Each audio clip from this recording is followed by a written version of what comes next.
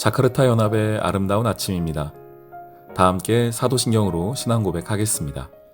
전능하사 천지를 만드신 하나님 아버지를 내가 믿사오며 그 외아들 우리 주 예수 그리스도를 믿사오니 이는 성령으로 잉태하사 동정녀 마리아에게 나시고 본디오 빌라도에게 고난을 받으사 십자가에 못 박혀 죽으시고 장사한 지 사흘 만에 죽은 자 가운데서 다시 살아나시며 하늘에 오르사 전능하신 하나님 우편에 앉아 계시다가 저리로서 산자와 죽은 자를 심판하러 오시리라.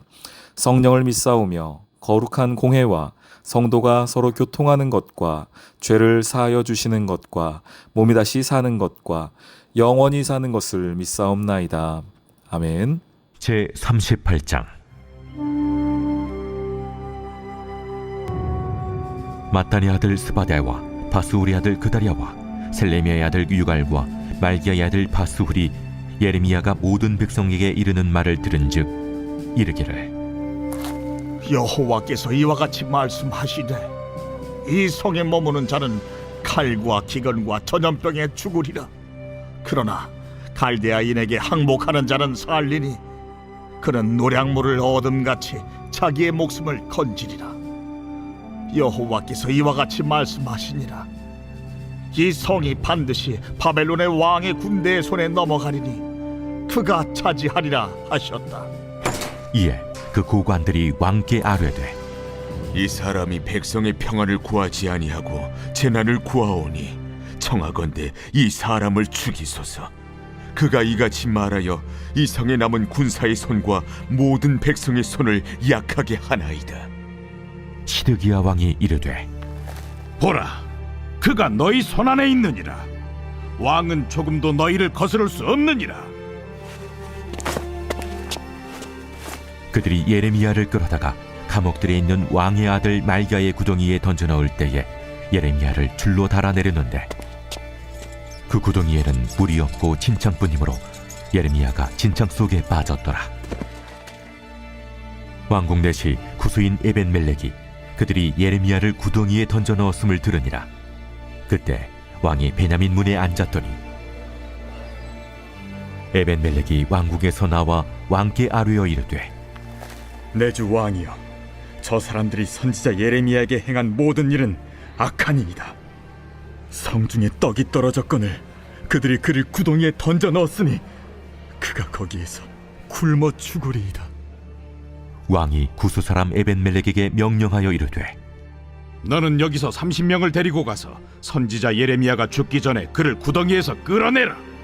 에벤멜렉이 사람들을 데리고 왕궁 곳간 및 방에 들어가서 거기에서 헝겊과 낡은 옷을 가져다가 그것을 구덩이에 있는 예레미야에게 밧줄로 내리며 구수인 에벤멜렉이 예레미야에게 이르되 당신은 이 헝겊과 낡은 옷을 당신의 겨드랑이에 대고 줄을 그 아래에 대시오. 예레미야가 그대로 하매 그들이 줄로 예레미야를 구덩이에서 끌어낸지라. 예레미야가 시위대 뜰에 머무니라. 샬롬.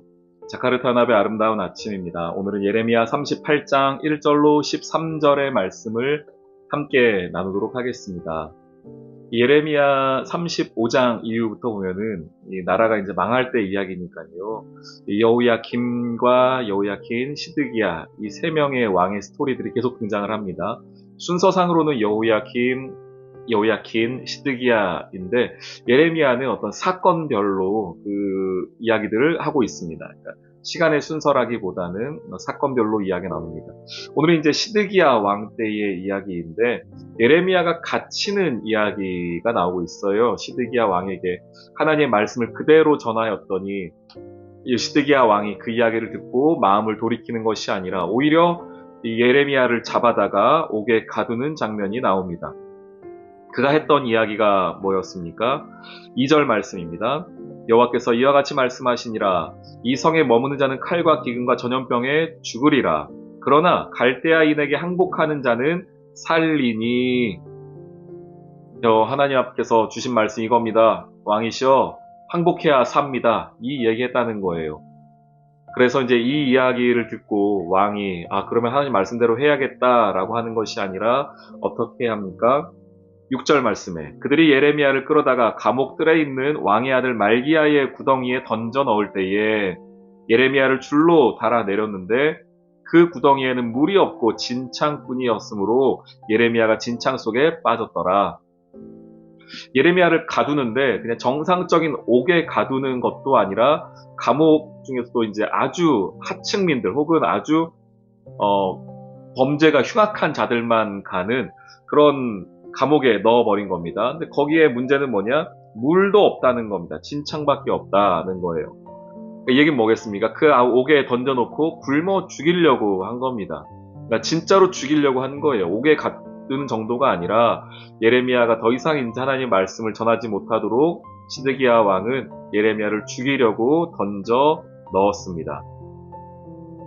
하나님의 말씀이 이 땅 가운데에 선포될 때에 특별히 이제 말세를 우리가 살아가고 있으면서 하나님이 이 땅을 향한 하나님의 뜻과 계획을 성도를 통하여 이 시대에 많은 이들에게 증거하기를 원하십니다. 우리가 하나님의 말씀을 하나하나 개별적으로는 모른다 하더라도 우리가 커다란 역사의 흐름은 알고 있지 않습니까? 어떤 역사를 우리가 알고 있죠? 이 세상은 하나님 앞에 심판받을 것이고 하나님께서 마지막 날에 심판자로 오실 것이다라고 하는 그 커다란 대전제는 우리가 알고 있습니다. 초림과 재림 사이를 살아가고 있으면서 우리의 역사는 그 마지막 재림의 때를 향하여 심판의 때를 향하여 가고 있다는 것을 알고 있습니다. 그러면 우리는 어떻게 해야겠습니까? 아직 그 심판의 날을 알지 못하고 또한 심판주이신 하나님을 알지 못하는 이들에게 심판이 있다는 것을 또한 심판자이신 하나님이 계시다는 것을 증거하고 선포해야 하는 것이 성도인 저와 여러분이 이 땅 가운데서 해야 할 일 아니겠습니까? 이거는 어떤 개별적인 전도보다 조금 더 큰 그림이며 조금 더 커다란 이야기라고 할 수 있겠습니다. 그런데 그런 이야기를 세상이 좋아할까요? 좋아하지 않을 겁니다. 마지막 심판이 있다. 마지막 날이 다 멸망당할 것이다. 하나님 앞에. 그리고 새하늘과 새 땅이 있을 것이다. 누가 이런 이야기를 좋아하겠습니까? 그래서 우리도 어찌 보면 오늘 예레미야가 당하는 이런 어려움들을 말씀을 전할 때에, 말씀을 증거할 때에 당할 수도 있습니다. 그런데 이제 하나님께서 그 물도 없는 진창에 빠져 있는 예레미야를 위하여서 한 사람을 예비시켜 놓으세요. 7절 말씀에 왕궁 내시 구스 사람 에벤멜렉이라는 사람입니다. 구스 사람이라는 거 보니 우리 에디오피아, 그러니까 북아프리카 사람입니다. 이 사람 이방인일 텐데 이 사람이 이 예레미야를 도와줍니다. 그래서 왕에게 이야기해요. 9절 말씀에 내 주 왕이여 저 사람들이 선지자 예레미야에게 행한 모든 일은 악하니이다. 거기서 굶어 죽게 생겼습니다. 그를 끌어내는 것이 좋겠습니다. 라고 하여서 이 에벤멜렉으로 말미암아서 그 물도 없고 음식도 없던 그 구덩이에서 나와서 그 뜰에 머물게 되는, 시위대 뜰에 머물게 되는 이야기가 이제 그 뒤에 나오고 있습니다.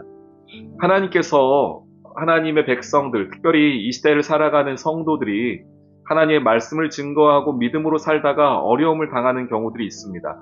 그때에 하나님이 그 어려움만 우리에게 주시는 것이 아니라 그 어려운 때에 우리를 피할 수 있도록, 우리를 도울 수 있도록 사람들을 예비시켜 놓으십니다. 그러니 여러분 조금 담대하게 주의 복음을 전할 수 있는 은혜가 있기를 소망합니다. 그 이야기 이 세상 사람들이 싫어하고 듣고 싶지 않아 한다고 우리까지 입 다물고 있으면 안 돼요. 우리까지 조용하면 안 됩니다. 그러면 하나님께서 다른 사람들을 통하여, 예수님 그렇게 말씀하시잖아요. 저 어린아이들의 그 찬양 소리, 이야기 소리를 듣지 못하냐고. 저들이 조용하게 되면 돌들이라도 일어나서 하나님을 찬양하고 하나님의 일을 외칠 거라고 말하지 않습니까? 하나님이 우리를 이 땅 가운데 살게 하신 이유는 하나님의 그 놀라운 역사들을, 하나님의 심판과 하나님의 주 되심을 증거하라고 우리를 보내셨고, 그러는 중에 당하는 어려움이 있더라도 거기서 실망하고 낙심하는 것이 아니라 여기 준비되어 있던 에벤멜렉을 말미암아 회복을 얻고 치유함을 얻었던 것처럼 하나님이 하나님의 사람들을 도울 하나님의 백성들을 예비해 놓으십니다. 그러니 오늘 하루도 여러분 담대하게 살아가십시오. 하나님께서 여러분들을 분명히 도우실 것입니다. 말씀 하나만 찾고 마치도록 하겠습니다. 시편 40편 1절과 2절 말씀입니다. 내가 여호와를 기다리고 기다렸더니 귀를 기울이사 나의 부르짖음을 들으셨도다. 나를 기가 막힐 웅덩이와 수렁에서 끌어올리시고 내 발을 반석 위에 두사 내 걸음을 견고하게 하셨도라. 하나님 말씀해 주고 계십니다. 우리 삶에 당하게 되는 기가 막힐 웅덩이, 수렁에서 우리를 끌어올려 주시는 그 하나님의 은혜, 또 우리를 지켜보호하시는 주님의 은혜를 경험하는 오늘 이 하루 되시길 주님의 이름으로 축원합니다. 아멘. 오늘의 기도. 주님, 에벤멜렉을 들어 사용하셨던 것처럼 저도 고난과 낭망의 구덩이에 있는 저의 이웃을 돌아보는 은혜를 주세요. 의로운 일과 하나님의 일에 주저하지 않게 하시고 믿음의 용기를 가지고 승리하는 오늘 이 하루 되기를 소망합니다. 예수님의 이름으로 기도합니다. 아멘.